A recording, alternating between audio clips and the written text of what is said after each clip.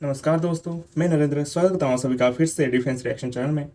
और आज हम फिर से प्रशांत धवन सर के एक वीडियो पर रिएक्शन देने वाले हैं, जिस वीडियो का टॉपिक है except Pakistan all world leader congratulate PM Modi on election victory, what did Canada से। तो देखते हैं पहले पूरी तरह से वीडियो, उसके बाद जो है मैं अपना ओपिनियन दूंगा।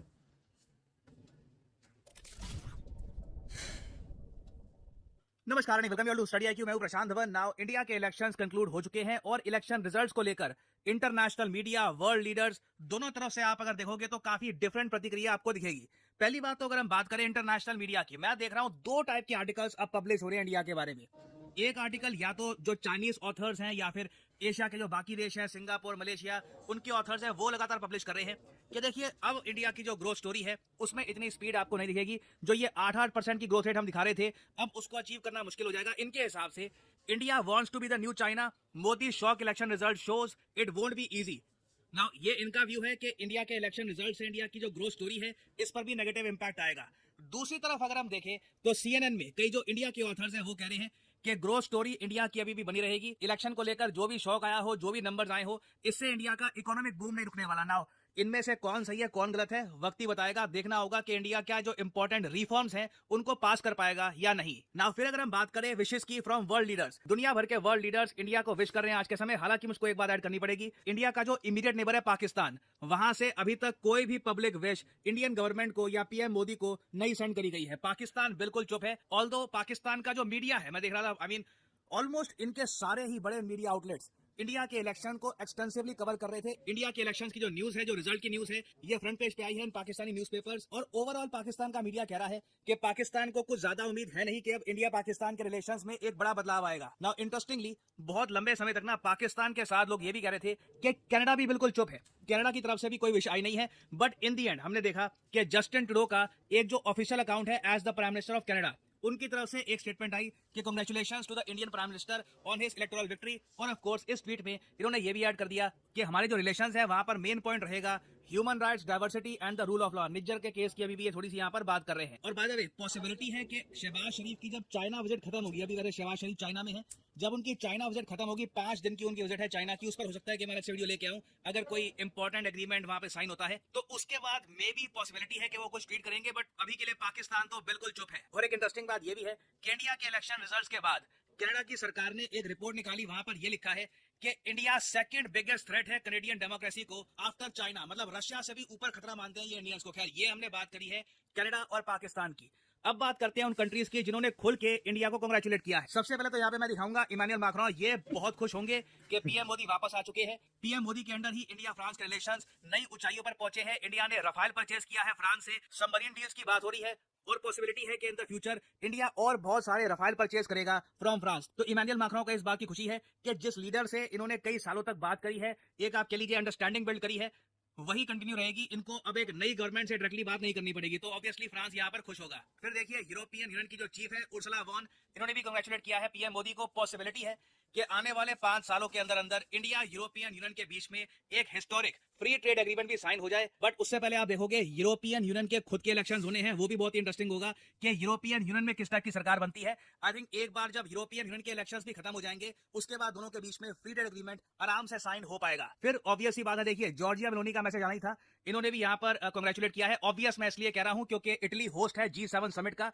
और पीएम मोदी का जैसे ही शपथ ग्रहण समारोह होगा 8 तारीख को, उसके बाद डायरेक्टली ये जाएंगे G7 समिट को अटेंड करने के लिए। और इवन दो इंडिया एक G7 कंट्री है नहीं, इंडिया को अलग से एज ए स्पेशल गेस्ट हमेशा इन्वाइट किया जाता है by the G7 countries. At least पिछले 5-6 सालों से हम देख रहे हैं कि ये एक नॉर्म बन चुका है। नाउ फिर हम बात करते हैं यूएसए की। यूएसए की जो विश है ये थोड़ी सी लेट आई थी, मगर बाइडन ने खुल के कांग्रेचुलेट किया है पीएम मोदी को और ये कहा है कि इंडिया और यूएस के रिलेशंस अब बढ़ने ही वाले हैं। आप एक बात नोट करना, कनाडा की जो विश है और बाकी कंट्रीज के जो लीडर्स हैं उनकी विश है, उसमें कितना बड़ा फर्क है। क्या यूएस तो बहुत ही जल्द अपने जो नेशनल सिक्योरिटी एडवाइजर है जेक सुलिवन, इनको भारत में भेजेंगे। ये बात करेंगे पीएम मोदी से, इंडिया यूएस जो पार्टनरशिप है उसको कैसे आगे बढ़ाया जाएगा, इसका एक रोड मैप बनाया जाएगा। तो अभी जेक सुलिवन की विजिट होगी in India, this will be very interesting to see. Now US के बाद अगर हम देखें रशिया को, रशिया अब देखिए एक बहुत इंपॉर्टेंट कंट्री है इंडिया के लिए, एक एनर्जी सप्लायर बन चुका है इंडिया का रशिया। और व्लादिमीर पुतिन ने खुद फोन करके, बाकी लीडर्स का अलग स्टाइल है, ट्वीट कर या फिर उनका जो विदेश मंत्रालय है उन्होंने कुछ पब्लिश कर दिया, पुतिन डायरेक्ट फोन करते हैं और पता नहीं क्या फीलिंग आती होगी। मतलब आप फोन उठा रहे हैं, वहां पे लिखा है व्लादिमीर पुतिन कॉलिंग और पुतिन की शक्ल बनी हुई है।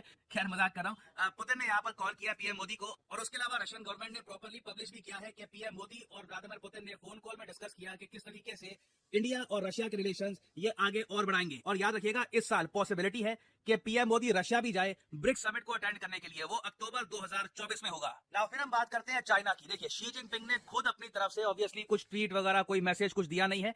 चाइना का जो विदेश मंत्रालय है उनकी तरफ से एक बहुत ज्यादा कोल्ड स्टेटमेंट आई है, बस ये कहा कि हम चाहते हैं कि स्टेबल रिलेशनशिप हो इंडिया के साथ, और congratulations to PM Modi for the electoral victory. मतलब इनका जो विदेश मंत्री है वो चुप है, शी जिनपिंग चुप है। बस जो स्पोक्समैन है इनके विदेश मंत्रालय के, उन्होंने यहाँ पर स्टेटमेंट दी, वो भी तब जब एक जर्नलिस्ट ने उनसे पूछा। नाउ अब यहाँ पे आप पूछोगे इंडिया के आसपास जो बाकी देश है उनका क्या, बांग्लादेश, श्रीलंका, भूटान, नेपाल, मॉरिशस, मालदीव्स। देखिए इन सब कंट्रीज ने पीएम मोदी को कांग्रेचुलेट किया है, और पीएम मोदी का जो शपथ ग्रहण समारोह होगा 8 तारीख को, उसमें आप देखोगे बांग्लादेश, श्रीलंका, भूटान, नेपाल, मॉरिशस के जो लीडर्स हैं इन सबको इनवाइट किया जाएगा। इससे पहले मुझको याद है 2014 में जब पीएम मोदी सबसे पहले पीएम बने थे, तब इन्होंने सारी सार्क कंट्रीज के लीडर्स को किया था इनवाइट। नवाज शरीफ भी इंडिया में आए थे। तो पाकिस्तान के साथ देखिए रिलेशंस काफी कोल्ड है। आई मीन पाकिस्तान कुछ विश भी नहीं कर रहा, कुछ स्टेटमेंट भी नहीं आ रही वहां से, ना पाकिस्तान को इन्वाइट किया गया है।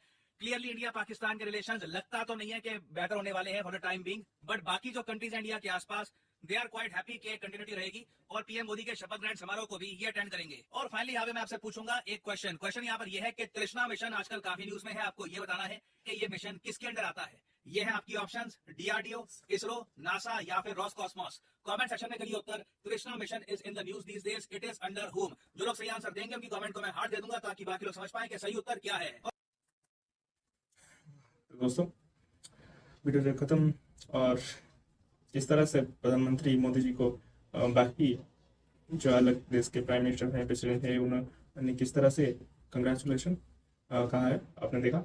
और सबसे कमाल की बात है, व्लादिमीर पुतिन ने खुद कॉल किया कंग्रेचुलेशन करने के लिए प्रधानमंत्री मोदी जी को। ये बढ़िया बात हुई।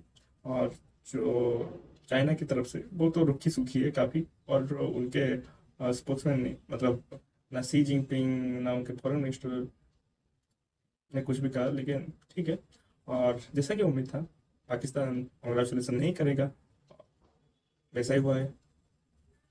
और वैसे भी हम नहीं चाहते कि पाकिस्तान के साथ हमारे कुछ रिलेशन बने, क्योंकि जब भी रिलेशन बनता है उसके बाद कहीं ना कहीं वो हमला करके बिगाड़ ही देता है।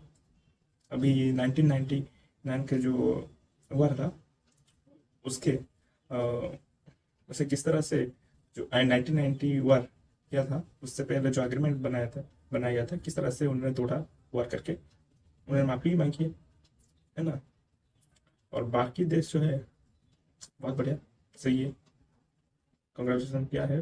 पर सच कहूँ तो इस बार के इलेक्शन में बीजेपी ने जैसे कहा था कि 400 पार, तो वो तो नहीं हो पाया, मतलब 300 तक छू नहीं पाई। तो कुछ तो काम करना पड़ेगा सही से, 5 साल फिर से मिले हैं। और मैं तो चाहता हूँ कि कश्मीर इस 5 साल में आ जाए, क्योंकि अगर नहीं आ पाया, और पता नहीं कब आएगा, उसके बाद आएगा भी नहीं। मैं चाहता हूँ कि इसी 5 साल में, 5 साल के अंदर आ जाए भारत में, देखते क्या होता है। और कनाडा, हम भारत के जो पॉलिटिकल लीडर हैं, जो कुछ दूसरे देश के पॉलिटिकल सेक्टर में घुसने का कोई मतलब, इंटरफेरेंस करने का कोई मतलब नहीं रखते।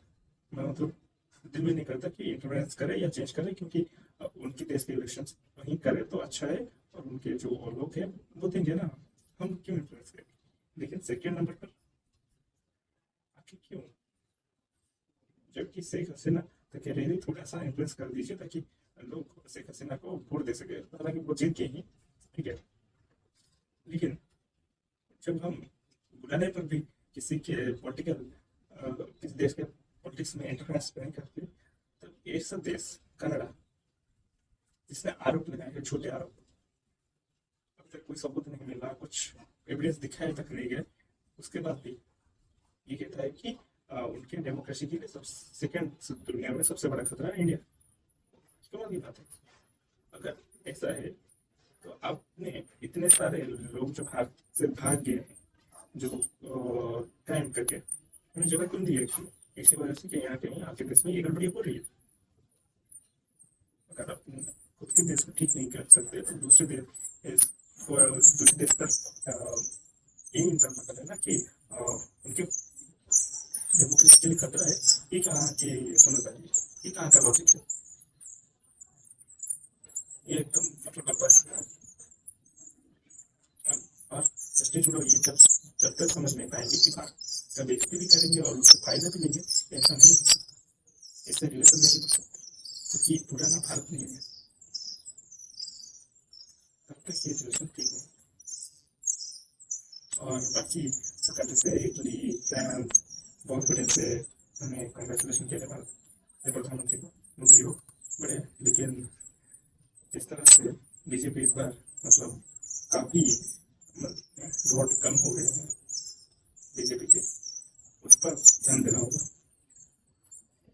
नहीं होगा, मोदी को ऐसे स्टेप लेने होंगे जिस तरह से मतलब कश्मीर में डेवलपमेंट और जो पाकिस्तान ऑक्युपाइड कश्मीर है, चाइना ऑक्युपाइड कश्मीर है, वो वापस आ जाए।